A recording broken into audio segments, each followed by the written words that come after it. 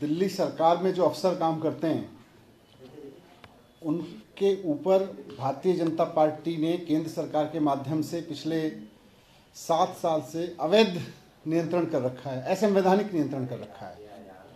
और बीजेपी लगातार इस असंवैधानिक कब्जे का, अफसरों के ऊपर इस असंवैधानिक कब्जे का दुरुपयोग करती रही है। किस तरह से दिल्ली सरकार के अफसरों का भारतीय जनता पार्टी अपने राजनीतिक हित के लिए दुरुपयोग करती रही है, इसका एक उदाहरण कल एक नोटिस के रूप में मिलता है।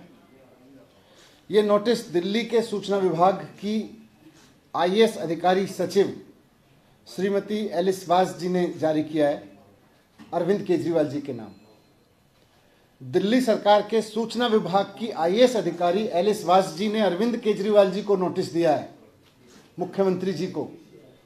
उन्होंने लिखा है कि 2016-17 के आसपास दिल्ली सरकार ने जो दिल्ली के बाहर विज्ञापन दिए थे, उनकी वसूली अरविंद केजरीवाल जी से की जाएगी, 163 करोड़ रुपए की वसूली।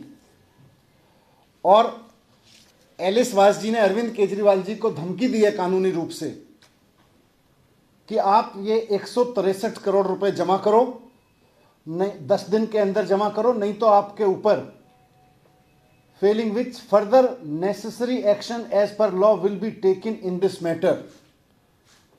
सूचना विभाग की आईएएस अधिकारी एलिस वास जी भारतीय जनता पार्टी के कहने पर अरविंद केजरीवाल जी को धमकी दे रही है कि 10 दिन के अंदर अंदर 163 करोड़ रुपए जमा करो, नहीं तो आपके खिलाफ कार्रवाई की जाएगी। यह बात एलिस वास जी की नहीं है, यह किसी आईएएस अधिकारी की नहीं है, यह इस बात की है कि भारतीय जनता पार्टी दिल्ली सरकार के अफसरों का किस तरह से दुरुपयोग कर रही है। और दिल्ली के लोगों ने अरविंद केजरीवाल जी को चुना है 2015 में, 2020 में पूर्ण बहुमत नहीं बल्कि प्रचंड बहुमत देके चुना है दिल्ली के लोगों ने।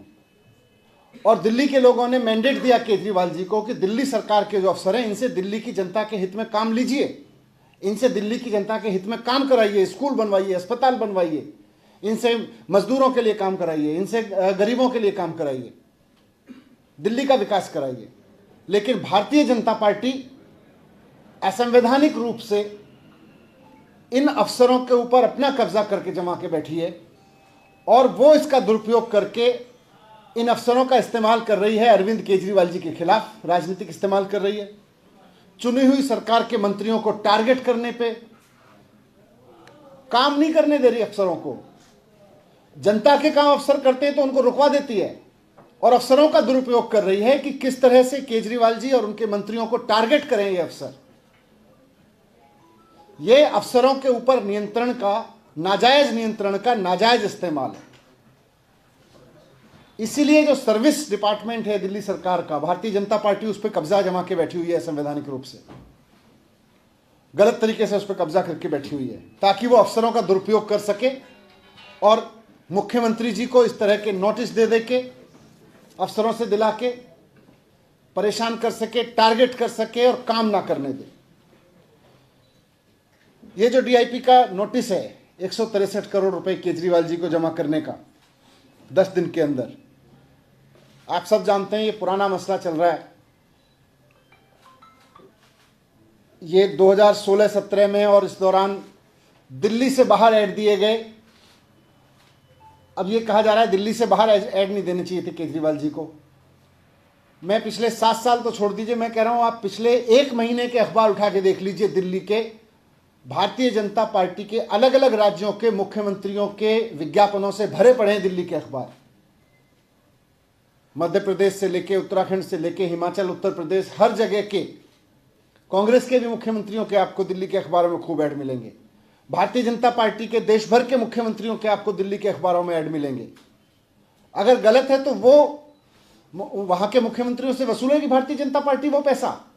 भारतीय जनता पार्टी वहां के अफसरों से यह कराएगी कि वो उत्तर प्रदेश में सूचना सचिव को कहे, आईएएस अधिकारी को, कि जाके योगी जी से पैसा वसूलो, या हिमाचल प्रदेश या उत्तराखंड में वसूलो उनके मुख्यमंत्रियों से।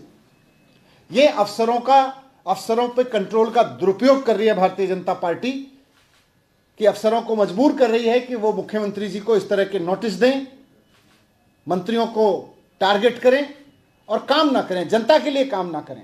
केजरीवाल जी चाहते हैं अफसरों को जनता के काम पे लगाएं, भारतीय जनता पार्टी चाहती है कि अफसर केवल और केवल केजरीवाल जी के ऊपर और उनके मंत्रियों के ऊपर टारगेट करते रहें, काम ना करें।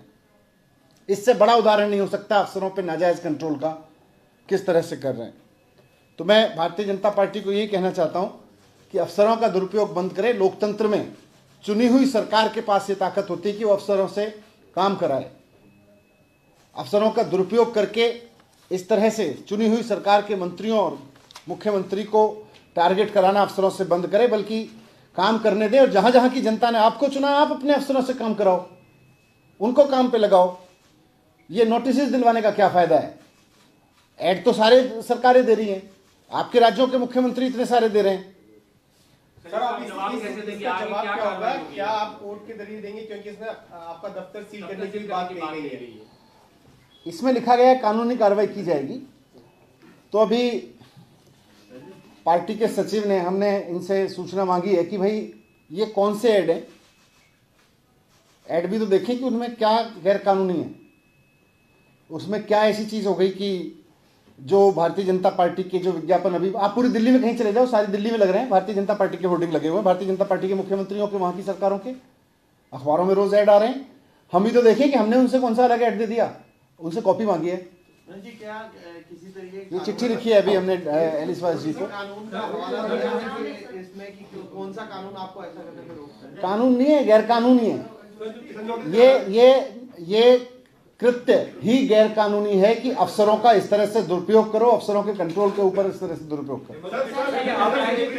इसकी हियरिंग चल रही है और कल जो हियरिंग हुई थी उसमें कोर्ट ने कहा भी है ये बात कि सर्विसेज पे कंट्रोल जो है वो इस तरह से होना चाहिए कि तालमेल के साथ काम हो। आप भी शुरू से यही बात कहते रहे, तो आपको कुछ उम्मीद है कि सुप्रीम कोर्ट में जो नहीं, इसीलिए हमने माननीय अदालत में गए हैं, हमें वहाँ तो सिर्फ पूरा भरोसा है, इसीलिए हम वहाँ गए हैं। नीति पे लाने पे विचार कर रही है दिल्ली सरकार, नहीं आप करनी थी क्योंकि सेशन खत्म होने वाला सत्र जो है वो तो आनी है, उस पर काम चल रहा है।